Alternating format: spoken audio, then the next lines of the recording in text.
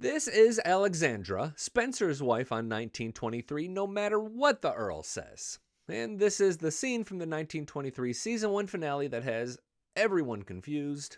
Your wife. You mean the Countess of Sussex? It's Billy Dukes, and hang on, we're going to try to sort this out. If Alex is British royalty, then there's the potential for every Dutton born after her to be from the crown. I can imagine 1,000 ways that this would be useful, but I'm stuck on the possibility that Kevin Costner's John Dutton is a distant heir to the throne, but I don't think that's true. Share your theories below and tap the thumbs up button if you've loved Season 1 of 1923. Season 2 is coming, and subscribers know that this is the place for details. Still, the release date is unknown. Episode 8 covered a lot, so for the sake of time, I'm going to skip over Donald Whitfield's perverse form of pleasure, how and why Banner was released from jail. This don't end in court. It ends in a field in front of your fucking house. And most of what happened to Teonna. Two things there. After the violence that ended episode 7, she's headed south into Comanche territory with her father, runs with Horse, and her new boyfriend Pete Plentyclouds, played by Cole Brings Plenty.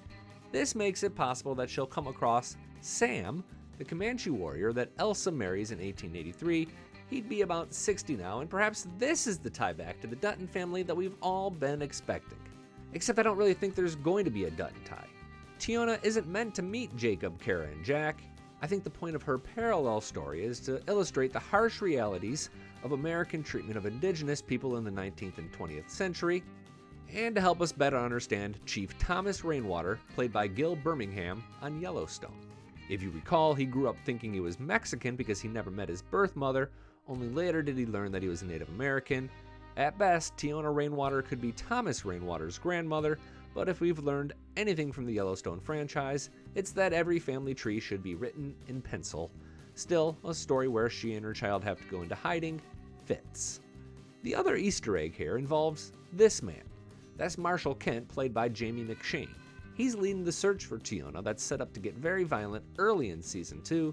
That actor has played the same character in at least 2 other very popular shows. If you watched Wednesday on Netflix, you remember him as the surly Sheriff Donovan Galpin, and if you watched Lincoln Lawyer, you saw him as the grumpy detective Lee Langford. It's pretty much the same character, except, this time he's on a horse. Before I continue, I want to ask you which storyline you've most enjoyed during 1923, or which one you're looking forward to picking up in Season 2. If you'd asked me that question several months ago, I would have for sure said Jacob and Kara, Harrison Ford and Helen Mirren, but that's not the case today. Season 1 wasn't really about the Yellowstone. In the end, the drama on the ranch played a supporting role to what Spencer and Alex were doing in Africa. Brendan Sklenar and Julia Schlepfer stole the dang show, and I'm not going to just skip over Jacob, Kara, Jack, and Elizabeth in this video because the fate of the ranch is in peril. That drama is a little bit muted by the fact that we kind of know how it ends. I mean, a modern day show based on the same ranch is like 5 seasons deep now, so if you're betting on Don Whitfield and Banner after he paid the property taxes, thus becoming lien holder, well, I'm here to take your money. But first, Spencer and his wife Alex. Your wife. You mean the Countess of Sussex? Listen to that again, because he uses one word that's really integral to understanding who Alex is. Your wife. You mean the Countess of Sussex? Spencer and the Countess of Sussex boarded the ship called the Majestic and found out that her ex-fiancé, Arthur, and his family were on the same boat. A little bit bummed that we didn't get the payoff after this scene from episode 7. Alexandra? I speculated he'd be no trouble because he's a weenie, and I was half right, he is a weenie. But he proved to be big jealous trouble, and at dinner, he did this. You are challenged, sir. Choose your weapon. Yep, it's a good old-fashioned duel, and this ends as well as you think it would for a man who slaps a bigger man with a pair of white gloves. After some sword fighting, Arthur pulls a gun and Spencer accidentally tosses him overboard. Sigh.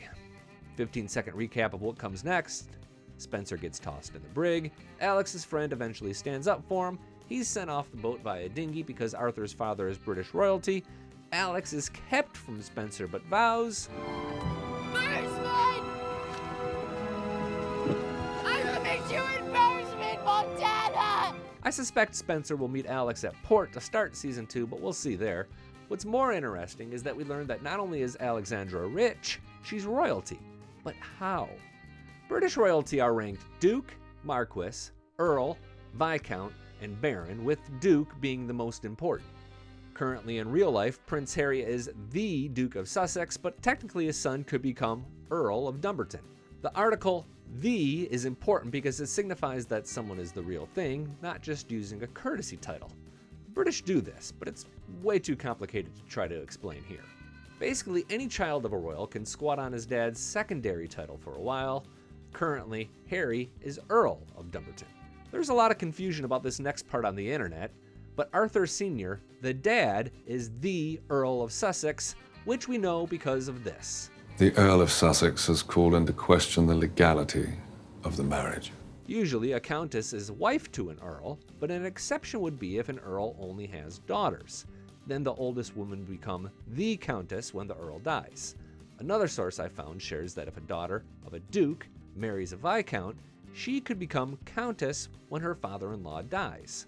As far as I can tell, you can't have both the earl and the countess unmarried. Arthur Jr.'s mother would be the Countess of Sussex, so somewhere along the way, Taylor Sheridan made a script error, or maybe someone just spoke on set, which is pretty understandable because this is all pretty confusing. Alex and Spencer have chatted about her parents in previous episodes, but we never actually get confirmation that both are alive. I went back to episode 2 and couldn't pick them out. I believe Alex is the Countess because either her dad died and she had no living older brothers, or because she is daughter to a duke and was previously married. That's fascinating to think about, although pretty unlikely. I mean, there are all kinds of holes in this theory, but Kevin Costner's John Dutton could end up being British royalty. Pretty happy to continue this conversation in the comments below, or you can email me at staff@tasteofcountry.com if someone understands the situation a little bit better than I do.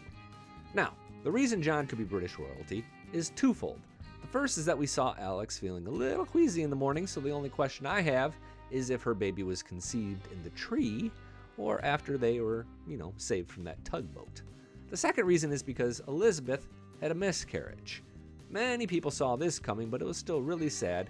It was also a chance to see some real character growth from Jack. Well, my aunt never had children. You saying she got no purpose? All this said, I still believe Jack and Elizabeth will conceive a child that turns out to be John Dutton, Kevin Costner's grandfather, and the family tree will continue that way.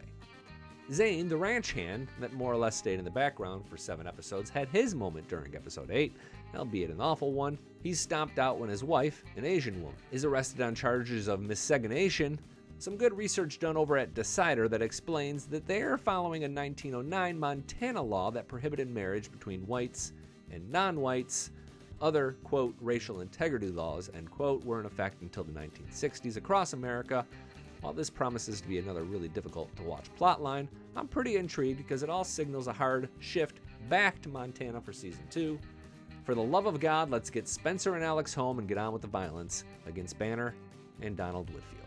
I'm Billy Dukes from Taste of Country. Thanks for watching, and thanks for subscribing.